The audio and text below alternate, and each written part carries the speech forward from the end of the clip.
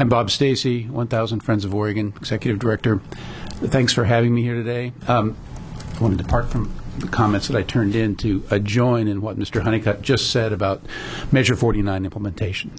The people of Oregon voted overwhelmingly to support Measure 49. The key component of that message was that Oregonians would receive rapid, express, expeditious review of claims made. And Mr. Whitman's agency has a big job. There are a lot of facets to that job. But one consequence of the cuts that the Ways and Means Committee will be considering is that the governor's proposed includes reduction in the resources applied to Measure 49 in the department. We're very concerned about that. I'd like to see the ideas that Dave talks about for fixes in Measure 49. As you can appreciate, the two of us don't always agree on whether we're talking about fix like the veterinarian does or fixes that solve the problem. But that aside, I share the concern that Measure 49 work, and we need to make it work, and I hope to have an opportunity to visit with you again about that. I also want to explain, if not apologize, for the stack of material that's been directed to you in conjunction with my testimony. There are some remarks that I want to summarize today. There's the most recent written testimony that were provided to the Big Look Task Force. I didn't go all the way back to our comments in May or our comments in March of this year or our comments again in the summer. But there are also some exhibits, and I just wanted to bring your attention to them. I know you don't have time to read everything I give you, and I apologize for imposing. But 2 years or 3 years ago now, in 2006, we began our own public outreach process to ensure that we did our best to highlight to Oregonians that there is a big review of land use planning that's about to get underway. We called it Envision Oregon. And over 2 years, we held 18 workshops around Oregon. We engaged face-to-face 2,000 Oregonians around tables at workshops who talked about what they wanted to see for Oregon's future and what they most valued about the state today. In the second round, we tried out different ideas about reforms to land use planning, including regionalism and land use fairness, among others. Not to supplant the work of the task force, but to inform it. We supplied the task force with the raw data from each of the 18 meetings. We supplied the task force with copies of this report, and ultimately, in January of last year, with a copy of our Blueprint for Oregon's Future, our own proposals for improvement of Oregon land use planning. When I looked at the testimony that I'd written yesterday, again this morning, I have to confess that I thought there were some there were some pointed remarks in here about the recommendations of the task force and about some of the task force's actions. I want to make clear that 1000 Friends of Oregon supported, both in 2003 when it wasn't successful and again in 2005, the legislation that created the task force. We worked to provide information to the task force, including our Envision Oregon series. And I know most of the members of the task force and knew them before their service. And the members of the task force are honorable, smart, hardworking, and they're sincere in their recommendations. I also believe that they failed to accomplish a couple of the key assignments given to them by the Legislative Assembly: to conduct research and inquiry about the performance of the land use planning program so far in a systematic way that would enable good comparison and good analysis, and that they failed to engage the public in the discussion about options, alternatives, and the future until they had completed their own analysis and reached conclusions about changes that ought to be made. And I think those departures from what Senate Bill 80 laid out did affect their conclusions and probably the quality of their work.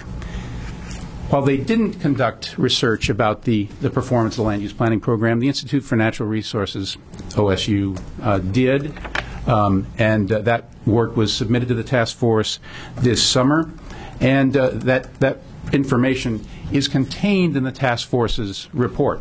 And I think the task force's report is important reading for all Oregonians. I want to cite just a couple of conclusions that the task force report has from the research of the Institute for Natural Resources researchers. Two broad conclusions. This land use planning system that we have in Oregon has done a better job of protecting and maintaining the land base for agriculture and forestry than that of any other state in America, and that the urban growth management system has produced benefits and saved costs in ways that have not been equaled by any other state. In other words, we have the most effective and successful system of land use regulation in America. When you read that conclusion, including a little factoid like the residents of the Portland metropolitan area, the Tri-County region, annually, in comparison to other large metropolitan areas in America, save a total of $2.5 billion in transportation costs and save travel time because of the compact urban form. You recognize that the ideas that were launched by the 1973 legislature, by Governor Tom McCall, by Senator Hector McPherson, have led to two generations of policymakers at the state level, at the local level, doing hard work that has yielded benefits for Oregonians. And I don't think we should lose track of that fundamental finding and conclusion. And we should not, in the haste to look at the specific recommendations of the task force, as the doctors say, first, do no harm to those accomplishments. The task force report and its recommendations contain some very useful prescriptions for improvement of the Oregon land use planning system, and I want to address those. But they also have a catalog of what I think of as recurring complaints where no new light has been shed on what those complaints are about. One is assertions about the complexity of the Oregon planning system. Don't get me wrong. I know how thick the statute book is. There's way too much detail in the statutes. They've been changed many times by past legislative assemblies in response to specific requests for itemized changes. Thus, Representative Clem has already spoken to this. There are 51 non-farm uses listed in the so-called exclusive farm use zoning statutes. It's no longer an exclusive farm use zone. It's a hodgepodge zone that also attempts to protect farming. And therefore, we support the concept that the task force laid out of doing an assessment of the statutes and the regulations to see whether there's some form of streamlining and clarification that can occur while perhaps actually strengthening the ability of LCDC to work moving forward. But we should not lose track of the fact that particularly in comparison to our neighbors to the north and south, but in comparison to other communities across the country, Oregon's land use approval system is faster and simpler than our peers, or as I like to think of them, our competitors. If a business is looking at whether to locate in a community in Oregon or a community in California or Washington, that business knows that here, once they've obtained what developers call their land use entitlements, the planning and zoning approvals, they're not required to file a state-level environmental impact statement, as they are under state legislation in California. They're not required to go through an entire new set of hoops on the way to getting land use approvals because we don't have that kind of pervasive environmental review case by case. We attempt to resolve those issues in the comprehensive plan. They also don't have a local government that's required to act within 120 days on their application once it's made complete. And they don't have, in either Oregon or Washington, or California, a system in which there is an appellate review body, the Land Use Board of Appeals, which only does land use hearings and has its own time limits to ensure that it acts promptly.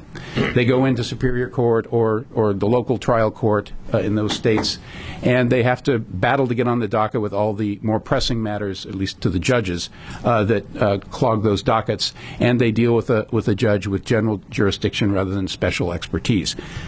Those changes, those differences from other states aren't apparent to us because we work in Oregon, and we want an ideal system. Let's work for the ideal, but let's not lose track of the fact that the system we put in place is faster and more straightforward than the competition.